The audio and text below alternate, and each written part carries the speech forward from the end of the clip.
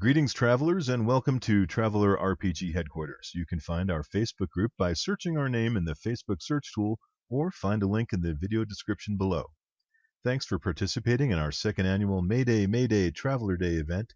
It's a day we celebrate Traveller and all its offshoots for all the fun times it's given us. I'm your host, Frank Succardi, also known as CyborgPrime, and today I'm happy to introduce Mr. Neil Thorpe of 2D Storyteller. Welcome, Neil. Hello, Mr. Prime. I am the 2D Storyteller. So Neil, tell us about yourself. Where are you from? I'm from England, Yorkshire, the north. For those who are into Game of Thrones, I'm proper northern. House Stark. I'm from England, in Yorkshire, and I've just said that again. But I create 2D assets for role-play games, battle, whatever you want. All right, cool. And if you don't mind me asking, how old are you, and how long have you been gaming? I'm 40 years old, and I've been gaming for about 22 years. Have you ever did you ever go to university or join the military? That's a traveler career question. I see. Well, I'll just let me roll some d6 and I'll tell you. I started off at college doing acting and performing arts, and then I went on to university where I did filmmaking and visual effects. Oh, cool. Never been in the military. All right. Do you have a favorite sci-fi book or TV show or movie that you really like or that inspires you? The original Star Wars trilogy are probably my favorites. That alongside Aliens and Alien. What is it about those franchises that speaks to you? Oh, franchises. That's sorry. Well, I study in film. No, it's a fair way of describing it. It's just the way everybody uses franchises. To me, the intellectual properties, stories. Okay, it's just stories. I like the original Star Wars trilogy because it had a bit of grit in its eye, and some of which I think gets lost sometimes. But I like the idea of this medieval sci-fi. You know, you saw people 1 minute they had laser guns, next minute they had swords. And also I got into it when I was quite young, so Luke Skywalker plays into that whole youthful journey, you know, becoming a man, all that kind of thing. So I think that's what attracted me to. And also cool villains like Darth Vader, the Emperor, Boba Fett. You know, just really people you love to hate. Right. And then what about the Aliens movie speaks to you?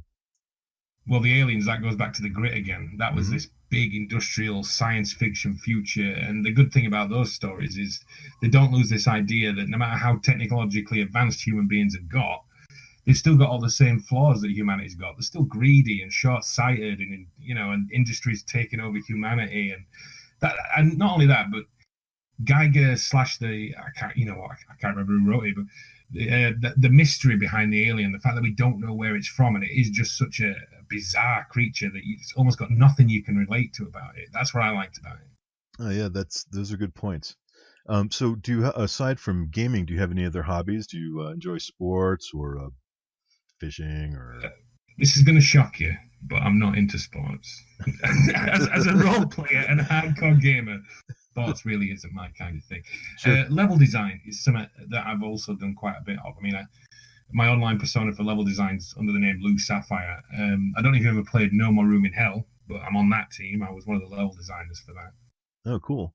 You mentioned when we were speaking earlier that you've also done some level design for Left 4 Dead. Not officially. That was part of the community maps and stuff like that. But yeah, I made Blight Path, No Parking. I did a Return of the Living Dead map and a Night of the Living Dead map. Oh, cool. And they still do quite well. People still seem to enjoy them. Yeah, that's great.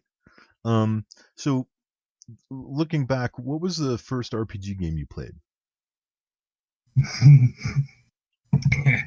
I can't remember which one was first, but I have very hazy memories of playing a D&D session, for, like the original D&D, where you rolled up your items randomly or something like that. And I remember I was really well chuffed as someone who knew nothing about roleplay. I started off as an elf that rolled up some scale mail that let you turn invisible. Oh. And I did one session of that, and it got me into the idea. But then a friend of mine, who's still a very good friend of mine, he ran a game of Buck Rogers. I don't know if you've ever played the role-play game of that. Yeah, I've never played it since. It's proper cheesy alien kind of thing. And I was my first game. I was the kind of player you'd probably want to have a word with. I was absolutely terrible. I think that character died because I was trying to buy some kind of super weapon from an arms dealer and decided to have a fight with him, and forgetting that he was the arms dealer and had all the guns. He came out with some kind of power armor or something and disintegrated me. I don't know. I was a terrible player to start with. Why were you not discouraged? What made you continue to play the game despite your not being so great at it? The thing that got me into films is I'm a film addict. That's where I come from. I love stories, whether it's books, films, whatever. And with roleplay, I don't know, even though I was terrible at it to start with, I got this idea that it was basically, when you boiled it down, it was like 5 people getting together and writing a story together.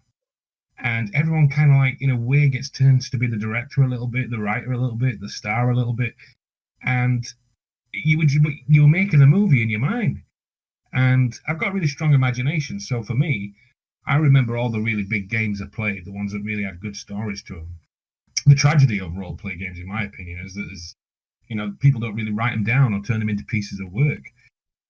I mean, I've been speaking to some old friends. We used to play Werewolf the Apocalypse together, and we still talk about the stories that went on, but only us. It's like a film that only we've seen, and that's what I really love about it. This movie in your mind that you make with this small group of people, and the fact that you don't know where it's going to go. There's no script.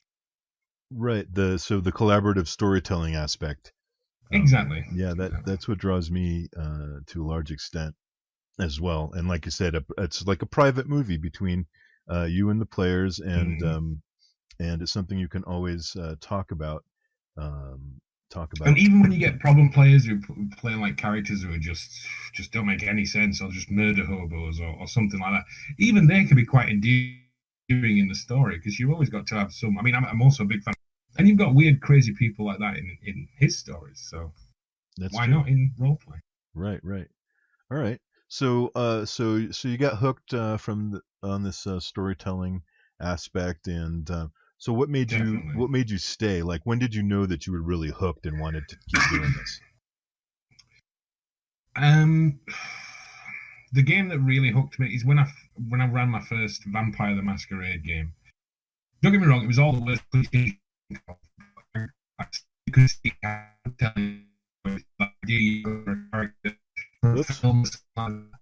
having a little bit of connection issue here. Hold on a second. There's okay, there we go. Whoops, it's back down. I'm just watching the. We'll edit this out later, but I'll ask you again in a sec when the bandwidth comes back. If you look at the bottom of the second column, we're getting like green and red.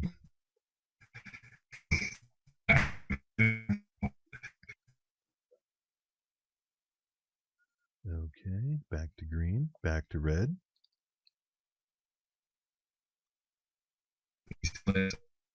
I can move us to a different server. Let me see if that helps.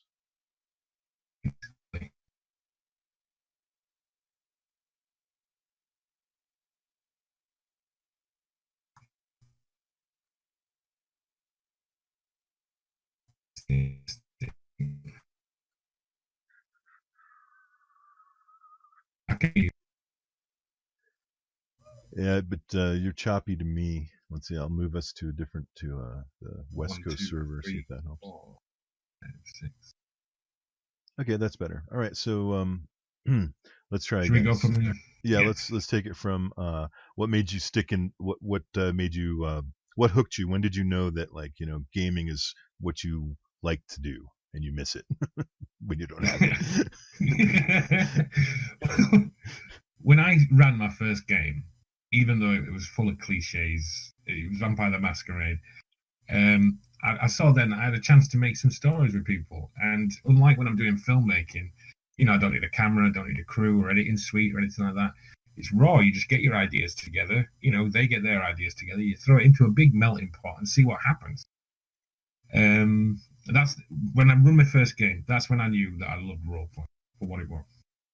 So, do you prefer to be a GM or a player? I enjoy being a player, but I've GM'd so often that I don't know if any of the GMs suffer from this, but sometimes it's hard for me to just let go and play because I think, oh, why are they doing that? Oh, what are they trying to do there? But if the GM's good and I can feel that they're just wanting to tell a story in their way, then I can just let go and play. But usually, GM is what I'm doing. Do you feel like, as somebody who's in the media world, I sometimes see, like, I'll be watching a movie and there'll be a person and they'll have a necklace and then it's not there and then it's back again. I try not to let that Continuity bother me, errors. but I see all those technical glitches and like nobody else in the room seemed to notice. um, No, I so know what you're saying. so And do you, sometimes, go on. no, go on. Sometimes it is hard to turn off to continuity errors or simple mistakes that they could avoid. For me, it's shots and the looking room and stuff like that. If they just get the spacing of a shot so important, and there's certain schoolboy errors you call them Hmm. that they can do my head in. But I'll find that I can forgive all that kind of stuff. I can forgive bad effects. I can forgive a terrible budget, as long as the story is something that makes me interested in somewhere. Do you feel like as a GM, that might be part of the problem, is you're maybe noticing stuff that the other GM's doing, and so it's kind of hard to put yourself in a That's player exactly space? that. That's exactly it. Exactly it.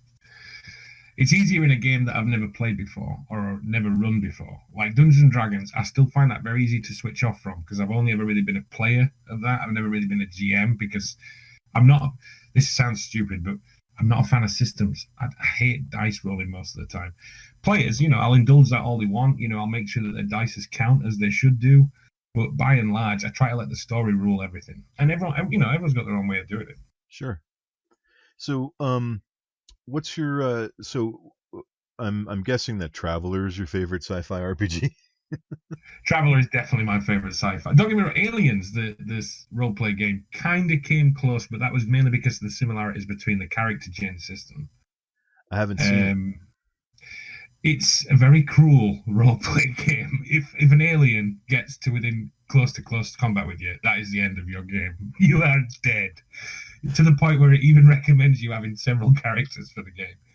But from what I remember, it's got that same kind of where you're building a story before you even start playing the character, where you roll up their career and what they did and what they failed at. You know what I mean? Hmm. Where they roll up a character in a similar way. And I really like that way of character generating because you're coming into the game with a sense of history already, which is important for a player, I think. Yeah, I like it too because I feel like it gives you an eclectic group. Like on Star Trek, you have the captain; he's older. You have the ensigns; they're Mm, younger. Um, Everybody has a different skill set, yeah. and they kind of start out the adventures already with a history behind them. So Yeah. um, that's a And that's what makes it a person, isn't it? We are everything that's ever happened to us up to this point. And that's, if even if you don't have any strength decks or whatever, as long as you know who your character has been and who they are now, you can play them properly. right. That's a good point. So, do you have a favorite Traveler setting, or do you like to make your own? Um, I'm a bugger for making my own. I love to just be able to say, all right, just to basically jam together ideas and inspirations from different stories and films and try and make something new out of them. My favorite planets or cult, well, it was just a culture on a planet. I'd been watching a lot of The Last Samurai at the time, so I basically built this storyline where the players had crash landed on this planet, and it was these two big armies that were going to fight, and one of them was disavowing technology, and the other one was like embracing it, and that's why the war was going on and stuff like that. So yeah, I like the freedom to just come up with something, not Like, necessarily rip everything off that I see, but add something new to it and twist it on its head a bit. sure. Yeah, that sounds really cool. I think a lot of GMs do that. They like to, like you say, make their own world, make their own situations, and put their players into unique, situations that Mm, isn't part of somebody else's story. mm. Um, There's nothing wrong with being inspired, and you got to remember when it comes to telling stories, there is nothing new under the sun. Sure. You know, we've been telling stories as human beings for 3,000 years roundabout. You really think you can come up with something that no one's ever done before? No, you just repackage it, give it a twist, maybe make it a bit crazier or a bit more like you want it to be, and off you go. Let's tell a new story. Yep. Yeah, take a little bit from here, a little bit from there, and make up your own recipe, if you will. Exactly. A recipe. I like that. The narrative recipe. Right. Pinch of villain. Pinch of villain. A dash of sidekick. A cup of conflict. Who put the cinnamon in here? I can't breathe. So when did you become a content creator, like officially, as something you decided to do, commercially? Yeah, well, 5th of April last year is when I started, so it's been about 12 months. Oh. Not very long at all. I mean, don't get me wrong, I was making levels for years. I've been doing that since 2009. But I haven't been really doing much level design since I finished with No More Room in Hell. And after that, I really wanted to make something for role-playing games because I missed it, and I don't really have many opportunities to play anymore. But I saw there'd been this big revival in role-play games. I saw lots of people making assets for it, stuff that I would have loved to have had when I was running games on a regular basis. Mm-hmm. And because I've been doing VFX a lot at university, and I've been doing level design, I thought, well, actually, I've got the right skill set to make something for this. So I just started off. And I started off with what I know, which was a zombie apocalypse pack, Bring Out Your Dead. And that's a modular tile set, which you can create all kinds of massive, complicated cities out of very, very easily. I've done all the fine detail for you, so you just slot the tiles together, and you can create all kinds of complex cities out of that. I did have much bigger plans for that, but I've had to diversify and try and find, the players, and because there's just not enough zombie players out there, sadly. So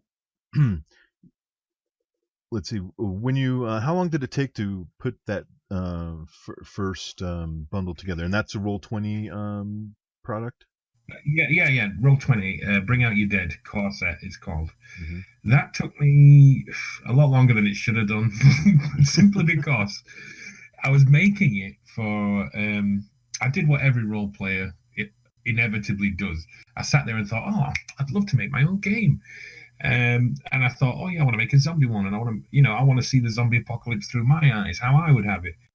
And I had this really big idea. Me and a friend of mine, we sat down, we made a rule set, made all this kind of thing. But I should have really known from doing games design before that it's incredible undertaking to actually get a system together so it's reasonable, and it's had all its corners knocked off and it's ready to go. And so I just had to sit down and say, well, do I want to make the game or do I want to make stuff online? And I just had to make that choice. I'd love to go back and finish my game system for Bring Out Your Dead. I just finding the time. So I decided to just go with the art packs instead. All right. So you mentioned that. My next question was, did you come up with these ideas by yourself, or if not, if you had a partner involved? The actual game system, I was working with somebody to thrash out, but the idea for the game, what it should focus around, what the themes were, that was my devising, and the tile set as well. I worked very hard on making it because I wanted it to basically, that core set of tiles in Bring Out Your Dead was designed to basically come with the rules, so you could start straight off building your own cities and making your own games and such. All right. So, what inspired you to create the Galaxy interface?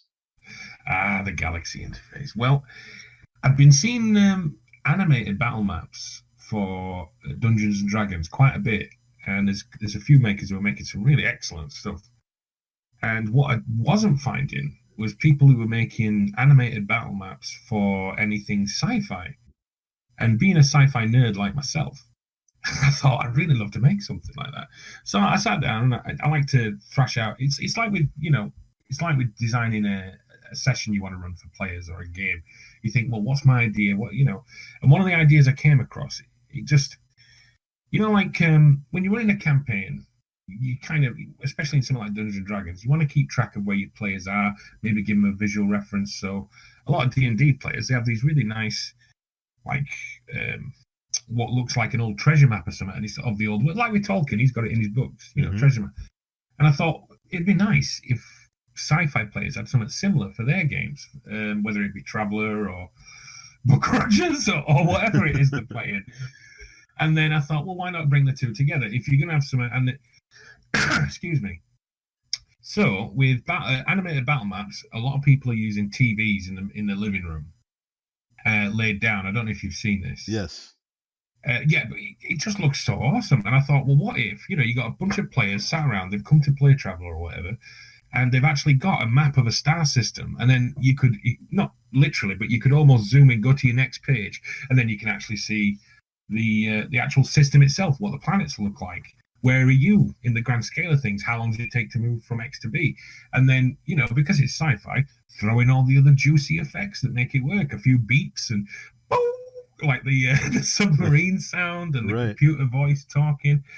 And before I knew it, I was already halfway through the pack and loving it, to be honest. So I think I'll be making a lot of sci-fi stuff in the future.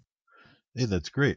So what's your personal favorite type of content? Do you like to do maps, modules, rules? Once again, with the rules, you've always got the problem of playtest. And even after you've playtested a set of rules 30 or 40 times, it's not going to survive contact with the first group of players that come up to it. They're going to smash it to pieces. And as time is always a factor, it's art packs that I'm going to be focusing on. And for the future, definitely, I'm going to be focusing on high quality art packs, and in particular, animated battle maps. That's where I really want to go. That's where a lot of my VFX skills can really come in. That'll be great. I've looked at your pack, and I can see definitely how it could enhance my game on Roll20. And there's a lot of folks that are kind of piling into Roll20 right now because of the quarantines, and hopefully they will be picking up more Galaxy interfaces because it's a great product. Thank you. Yeah. Do you have a local gaming group, or do you play at a local store, or do anything to? Sadly, I've become an old man, and I'm not in as many social groups as I used to be. So I don't have a local gaming group at the moment, and I suppose with being into Roll20, what I should probably be looking for is an online gaming group, which the friend who I wrote those rules with starting one is doing a zombie game. So I might get back on that. But what I'd really like to get your teeth into is a good Traveller campaign. Mm-hmm. So what have you been up to this past year? Do you go to any conventions or? Another thing, it's just, sadly, no. I used to be a lot more sociable than this cyborg, I promise you. I've just become a hermit. Do you ever come out of your house? I never leave anymore. Someone told me we were self-isolating. I was like, what do you mean by that? I've just been carrying on as normal. I've been social distancing since before it was cool. This virus has got no chance. I was invited to, I can't remember what convention it was. It was one in the UK. It was mostly a PC gaming convention because I was a level designer for No More Room Now. But no, I haven't been to an actual RPG convention since Gen Con in the early noughties. So, but it's probably a good thing to go to at some point when my pack, when I get a few more packs out, maybe I should consider it. Yeah, I think it might be a good idea just to put yourself out there. Get a stall or something. I've seen a few people doing that. Mm-hmm. What about production? Are you producing anything? Have you produced anything over the last year that you're planning on putting out soon? Oh, I'm always producing, Mr. Prime. All right. Yeah, well, after Galaxy. You want to tell us a little bit about what you're producing? Oh, I don't know. Secrets. Okay. Well, after Galaxy Interface, I created Necromancer's Legion because I wanted to see if I could, make something for the Dungeons and Dragons players, which it's another animated pack, but it's just tokens. And the thing I'm trying to do when I do anything, and one thing I'm trying to include is something big and grand, because that way, for me, that always gives the GM something that they can throw in. Like with the Galaxy interface, I recreated the black hole from Interstellar. I don't know if you know. I saw And that. I thought that's always going to be something nice for a GM to just throw in, and it's what a beautiful visual reference for your players as well. So with Necromancer's Legion, I created I should have called it a Dracolich, but because of copyright, I backed away. I just called it a Bone Dragon. And so that's like a really big animated dragon of bones, and it breathes fire, and you can have it come up out of bones into a full dragon, or have it die into a pile of bones. Skeletons that come out of a pile of bones. That would kind of like Jason and the Argonauts. Zombies. I created this necromancer villain for you to throw at your players. Just some nice visual references. That sounds awesome. But well, for D&D players, I was hoping it'd be something that felt a bit special. I'm always trying to create something that feels a bit special. And the next pack is going to be possibly my most ambitious yet, because I've created something called High Seas, which is a pack for D&D. And it's what I'm trying to do is I'm trying to bring animated battle maps to Roll20, which is not an easy feat. I've come to realize after doing the pack. It was very, very difficult. Unlike, because one thing it's really hard to do on Roll20 is so you can't just dump one big video file on there and away you go. So instead, what I've done is I've tried to create as many static parts of the map as possible and just animate sections. Now, in the process of doing that, I've found that what you can actually do as a GM is customize this animation. So you can create several different animated battle maps out of it. The first one, High Seas, is based on taking your players onto a ship. So you've got some ships in there. I've put it so you can see different individual decks. I also, because I'm a masochist, decided to create a Kraken. And animation-wise, animated tentacles and animated tentacles, animated Kraken. I've got it so it bursts up out of the ocean and comes back. And all this has been very, very difficult to achieve, I must say, because I'm not just creating a video of it. I'm creating it so it's a token, so you can move it all around. So everything's got to thread together. The Kraken's individual parts have got to look like they're actually coming out of the water. The water has to look like it's actually creating a wake from the ship. Everything's got to thread together and look easy to thread together. But one thing I've learned is it's not. So High Seas is my most ambitious project yet, and that's going to be out in the next week or two. That sounds awesome. Well, I've been a bit naughty with this as well, actually, and so I got my hand slapped on one of the Facebook groups. I like a bit of grit in my eye, like I said, with my fiction, and so I've got a few of the Kraken tentacles. Don't want to mispronounce that. Grabbing heroes and swinging them around in the air. And then one of them, I thought, I'll give it a. Someone said something on Facebook about an idea, and I went with it. And I've got one. So a tentacle brings a dwarf out of the water. Another tentacle comes up, grabs his legs, and tears them right off in a big spray of blood and guts. And I did it because, once again, I want to push the boundaries and try and give them something exciting.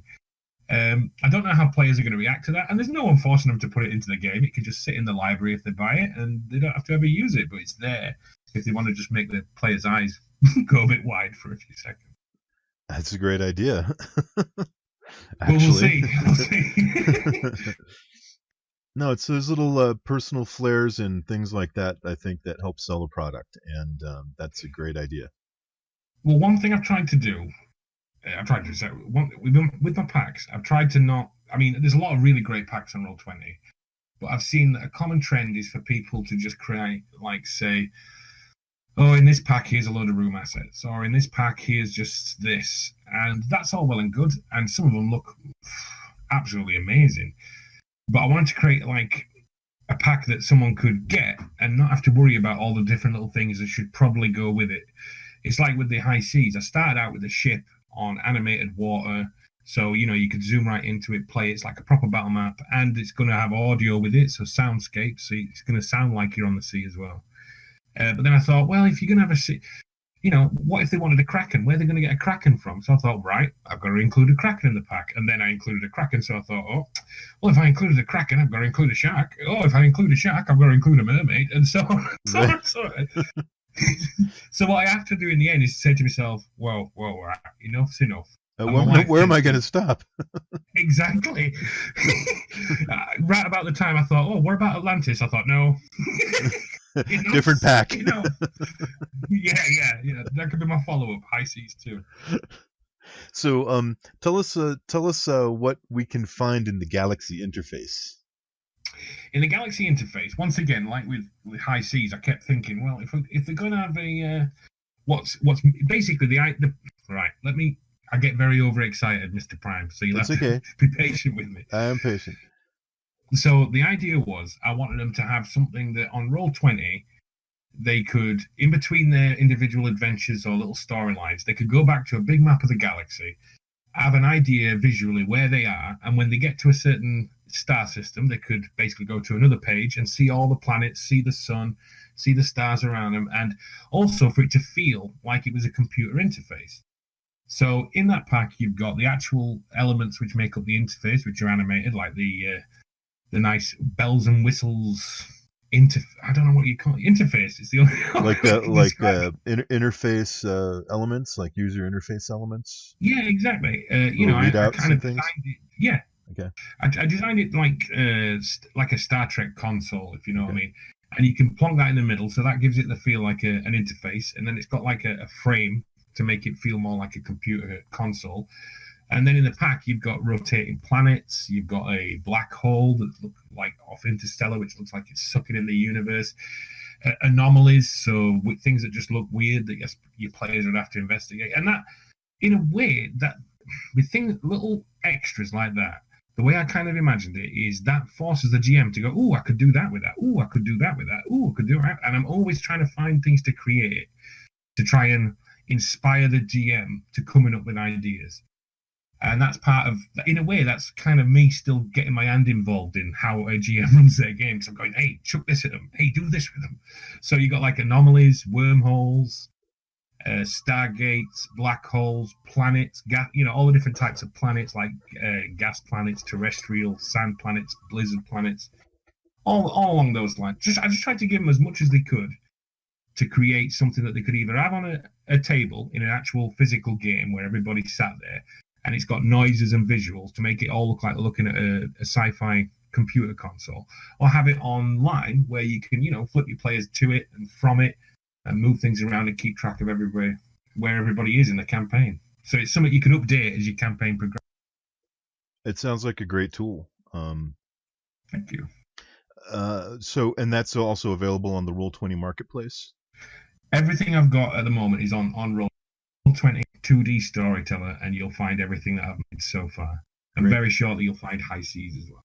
Do you have any plans for more sci-fi goodies? Oh, yes. Give us a little taste. Well, I don't know if I'm going to move on to Patreon with this idea, but even if I do, I'm probably going to create a version of it for Roll20. I really like the idea of animated battle maps, and I like the idea of customizable animated battle maps from Roll20 as well. So I may very well do one version for one and the other. But I want to do for sci-fi roleplay games like Traveller or Starfinder or Book Rogers, if you're so inclined. What's going on for D&D, this massive revival? These animated battle maps that you see for Dungeons and Dragons are just breathtaking. They're beautiful. They have the ambient sound. They have the movement elements. It feels like you're there. And they're the right scale for your minis as well, which is perfect. So I want to do that same thing with sci-fi role. My first one, I'm toying up with a few different ideas, but the one I'm kind of slowly settling on is this idea of a docking bay encounter, I suppose something across between a Star Wars docking bay and maybe an Aliens docking bay, and give enough animated elements in there for you to run, say maybe your players are trying to escape, or maybe they're raiding the docking bay. Have a ship in there that's landed that could be your player's ship, and have it so you've got, like in the High Seas pack, on the ship, which is moving through the water, I've created an interior which is basically just covers the area for the room, and you can actually drop that onto the ship. So all of a sudden your characters can be in the interior, and there's all lots of lovely little details in there. And I want to do the same on the docking bay, so you could drop that interior onto the ship, and all of a sudden your players can be inside that ship that's going to escape the docking bay or land on it or whatever.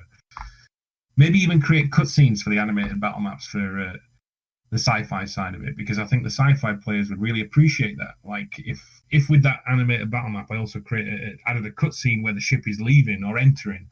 That's something the GM can. Once again, it's just some of the GM can go, oh, I can do that with that, and get excited about it and do interesting things with it. Hey, that's a great idea. Like if at the end of the adventure they escape, and then so you show the cutscene of them flying away in the ship, and that exactly, maybe like some rolling credits or something, or Exactly, maybe that's part of the next wave. In fact, that might be animated handouts. Yeah. I'm just loving. You know what? I'm just loving being able to use my skill set for something that I really, really love. I mean, I love films anyway, but gaming, I've had so many really important experiences doing that over the years. And it's really nice to be able to make something to like try and help GMs just make the game a bit more special. Yeah, it's hard as the GM to find resources or make them yourself. A lot of people don't have the art skills or the patience or the time. And being able to provide those kinds of mapping assets and stuff, I think, is super important to support the sci-fi community. So I wish you the best in that, and I hope you'll keep producing for us. Oh, I'll definitely keep producing. And if anyone's got any ideas, come over to my Facebook page, 2D Storyteller. I'd love to hear them. I'm not saying I'm not doing commissions quite yet, but I'm always up for interesting ideas. And who knows, you might have an idea knocking around your skull, and you might say it, and next thing you know, it exists, and there you go. So let me. Do you have a website aside from your social media? I don't have a website at the moment. I'm just on social media. I'm building up to the website. So your 2D Storyteller on Facebook is the best way to get in touch with you? 2D Storyteller on Facebook. Like and follow. By all means, come and say hello. I'd love to hear from you. Or follow me on Twitter. That's another good way. I'm always loving to hear from people. Give us your Twitter handle. At Lou Sapphire. All right. Oh, no, at 2D Storyteller. Sorry. What am I talking? I've had to make that transition from Sapphire to 2D Storyteller. Right. All right. Yeah. Twitter.com/2D Storyteller. All right. Great. Well, that's all the questions I have for you today. Oh God, I feel like I've just got warmed up. Well, if you have anything else you'd like to talk about, feel free to keep going. I know you put me on the spot. It's all dried up. Yeah, I just want to things for role-play games, and I like to get excited about it. So by all means, come and give me some ideas if you got them. I'd love to hear them. Great.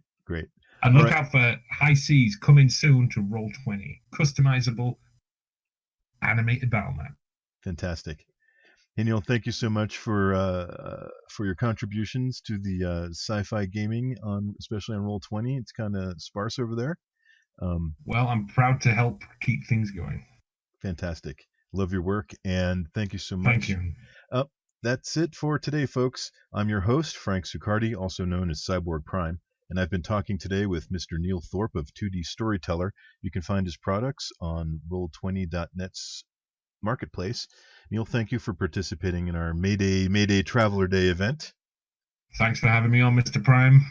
And thank you, listener, for joining us today. That's all for now, travelers. Until next time, happy traveling.